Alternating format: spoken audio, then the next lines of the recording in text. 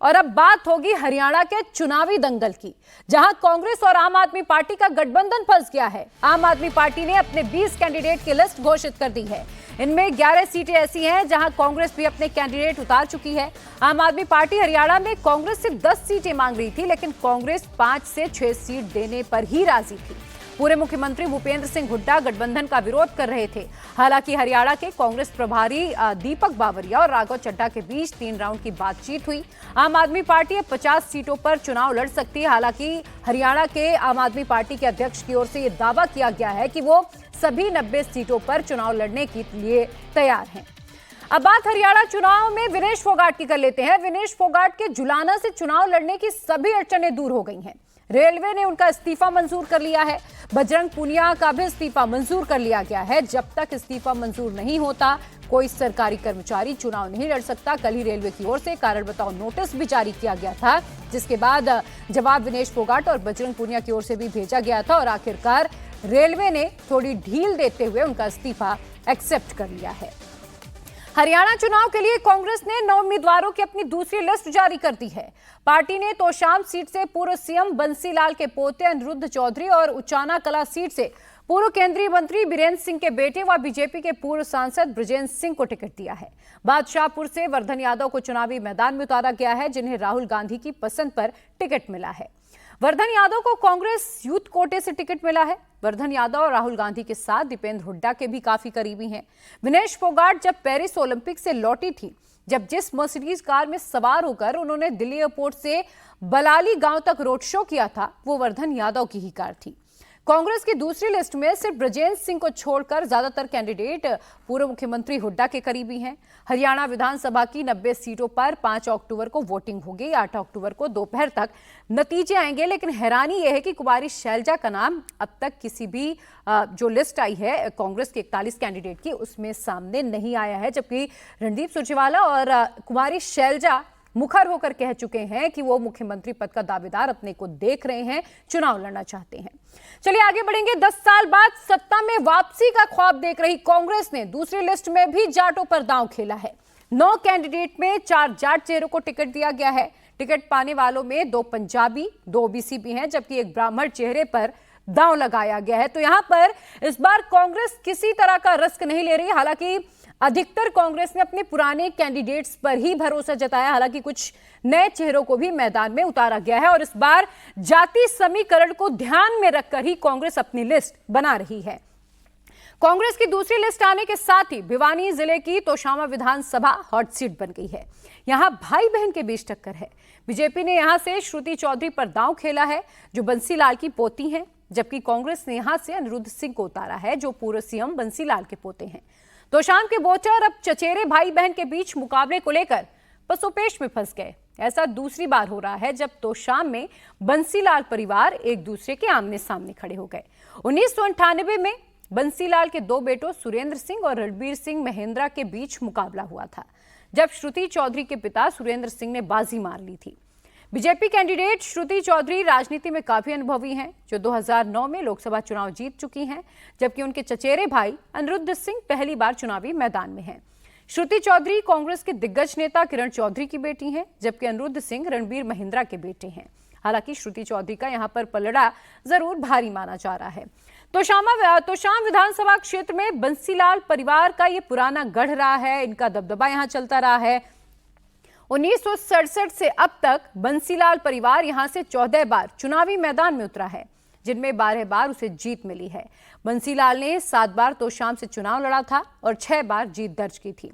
बंसीलाल ने बाद में अपनी विरासत बेटे सुरेंद्र सिंह को सौंप दी, जिन्होंने 4 बार तोशाम से चुनाव लड़ा और उसमें उन्होंने 3 बार जीत दर्ज की। साल 2009 की बात करें तो साल 2009 से 2019 तक तोशाम में श्रुति चौधरी की मां किरण चौधरी का कब्जा रहा है और अब श्रुति चौधरी इस बार बीजेपी की तरफ से यहां से कैंडिडेट बनाई गई हैं। हरियाणा के जींद की उचाना कला सीट की अब बात करेंगे। इस सीट पर 2 हैवीवेट के बीच टक्कर हो रही है। यहां पर चौधरी देवीलाल और चौधरी बीरेंद्र सिंह के परिवार के बीच कड़ा मुकाबला होने वाला है। कांग्रेस ने यहां से पूर्व सांसद बृजेंद्र सिंह को टिकट दिया है, जबकि पूर्व डिप्टी सीएम और जेजेपी कैंडिडेट दुष्यंत चौटाला यहां से चुनावी मैदान में हैं। पिछली बार दुष्यंत चौटाला ने यहां से जीत दर्ज की थी और हरियाणा के डिप्टी सीएम बने थे। 2019 के चुनाव में यहां दुष्यंत चौटाला का मुकाबला बृजेंद्र सिंह की मां प्रेमलता से हुआ था। तब दुष्यंत चौटाला ने 40,000 वोटों से उन्हें हरा दिया था। इस बार चौटाला या चौधरी कौन सा परिवार बाजी मारेगा या फिर बीजेपी के देवेंद्र अत्री इन दोनों से आगे निकल जाएंगे, ये बहुत कुछ यहां के जाट वोटर्स पर ही निर्भर करता है। देखिए, हरियाणा में कुल 90 विधानसभा सीटें और लगभग 22 ऐसे जिले हैं जहां पर जाट वोटर्स निर्णायक भूमिका निभाते हैं। कहते हैं कि हरियाणा में जहां जिस साइड जाट जाते हैं उन्हीं के ठाठ हो जाते हैं, यानी कि हरियाणा में जाट वोटर्स जिसे सपोर्ट करते हैं उन्हीं की जीत वहां लगभग तय मानी जा रही है। और इसीलिए इस सीट की अगर मैं बात करूं तो ये कहा जा रहा है कि अगर जाट वोटर्स नहीं बटते हैं और या तो बट जाते हैं तो फिर ये फायदा किसे होगा, ये देखना बेहद दिलचस्प होगा। हालांकि देखिए, दुष्यंत चौटाला के लिए भी यहां इस बार टक्कर बहुत कड़ी होने वाली है। ये जीत की राह इतनी आसान नहीं होगी और जिस तरह से अलायंस टूटा इसके बाद कई तरह की अटकलें लगाई गई और इन सबके बीच अहम ये है देखना कि क्या दुष्यंत चौटाला देवेंद्र अत्री से आगे निकल पाएंगे। हरियाणा में अब हम आम आदमी पार्टी की बात कर लें तो हरियाणा के आम आदमी पार्टी के अध्यक्ष सुशील गुप्ता ने चुनाव में जीत का दावा किया है। उनका कहना है कि पार्टी हरियाणा में बदलाव के लिए लड़ रही है। उनका कहना है कि अगर हरियाणा की जनता ने आम आदमी पार्टी को मौका दिया तो शिक्षा और स्वास्थ्य व्यवस्था में दिल्ली जैसा बदलाव यहां भी देखने के लिए मिलेगा। आप लोगों ने पहली लिस्ट हरियाणा के लिए जारी कर दी, 20 उम्मीदवारों के नाम हैं। क्या अब ये माना जाए कि कांग्रेस के साथ किसी भी तरह का कोई समझौता नहीं होने वाला है? आम आदमी पार्टी इस देश और प्रदेश से इस तानाशाही बीजेपी सरकार को जड़ से उखाड़ के फेंक देने के लिए काम कर रही है। आम आदमी पार्टी हिंदुस्तान को शिक्षित और विकसित करने के लिए काम कर रही है। आम आदमी पार्टी जाति और धर्म की राजनीति नहीं करती, आम आदमी पार्टी काम की राजनीति करती है। हम अच्छे स्कूल देते हैं फ्री, हम अच्छे हॉस्पिटल देते हैं फ्री, हम 24 घंटे बिजली और पानी देते हैं फ्री, हम युवकों को रोजगार देते हैं, भ्रष्टाचार मुक्त सरकार देते हैं। हरियाणा के अंदर भी उस भ्रष्टाचार मुक्त सरकार की तैयारी करने के लिए हमने अपनी पहली सूची जारी कर दी है, जिसमें 20 कैंडिडेट्स को हमने अधिकृत किया। लेकिन इतनी देरी क्यों हुई? बातचीत चल रही थी कांग्रेस के साथ, कहां पेच फंस गया? क्या लग रहा है, जो कांग्रेस की तरफ से कहा जा रहा है कि सिंगल डिजिट में वो आपको सीट देना चाह रहे थे, आप लोग ज्यादा मांग रहे थे, यही एक बड़ी वजह थी क्या? देखिए, मैं किसी आरोप और प्रत्यारोप पे नहीं जाना चाहता। कांग्रेस के किस व्यक्ति ने क्या कहा है ये आपको बेहतर मालूम होगा, परंतु मैं कभी इस टॉक का हिस्सा भी नहीं रहा। परंतु मैं ये कह सकता हूँ कि आम आदमी पार्टी एक अनुशासित पार्टी है। आम आदमी पार्टी का राष्ट्रीय नेतृत्व हमेशा एक अनुशासन का परिचय देने के लिए हमें प्रेरित करता है। उस अनुशासन के तहत हमने एक पूरे समय अवधि तक इस पर इंतजार किया और कल भी मैंने कहा था कि आज तक अगर ये बात नहीं आती है तो हम पहली सूची अपनी जारी कर देंगे। आज हमने अपनी पहली सूची को जारी कर दिया, दूसरी सूची भी जल्द आपके सामने आएगी।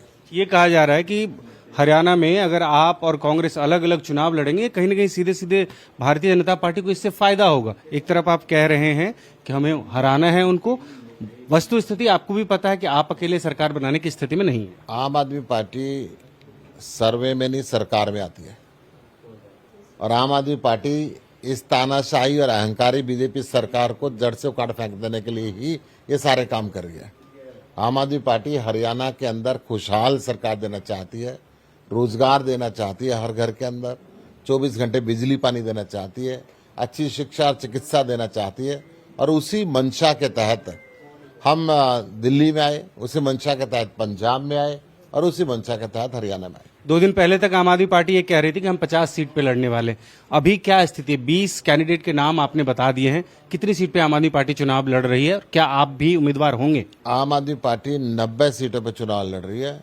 आम आदमी पार्टी के अनुशासित कार्यकर्ता होने के नाते मैं पार्टी के हुक्म के तामील करूंगा। मुझे 1 सीट पे लड़ने के लिए बोला जाएगा तो मैं 1 सीट पे लड़ूंगा। मुझे 90 सीटों पे ड्यूटी दी जाएगी तो मैं 90 सीटों पे ड्यूटी दूंगा।